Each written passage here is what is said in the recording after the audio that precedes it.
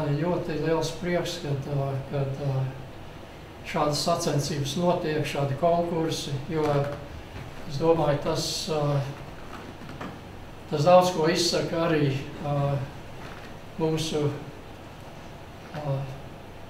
tautas, var teikt, vēstures ziņā notikumiem, kas ir notikuši agrāk un kurus mēs arī nedrīkstam aizmirst. Patīkami iepriecina tas, ka patiešām ir jaunie cilvēki, kas domā par to, vāc informāciju.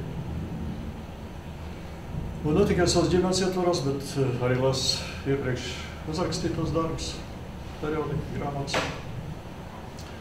Un ļoti ceru, ka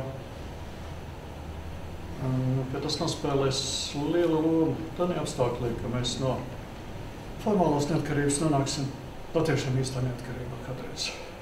Par piedalīšanos Gunāra Astas piemiņai veltītajā literārajā konkursā Ludvigam Lielaustam. Paldies. Paldies.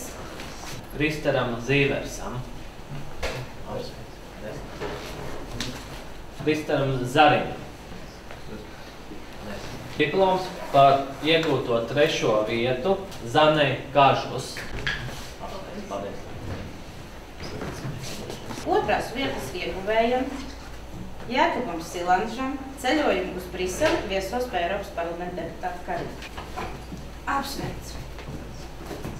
Diploms par iegūtu 1. vietu Gunāra Astas piemiņai veltītajā literārajā konkursā Artūram Grugulim.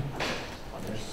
Arī līdzīgi, teiksim, kā Vaiders kundzes kolēģi aicina šos laureātus doties uz Briseli, tā arī man ir tas gods pasniegt iespēju apmeklēt Eiropas parlamentu Briselē. Standārts apbalvojums. Paldies.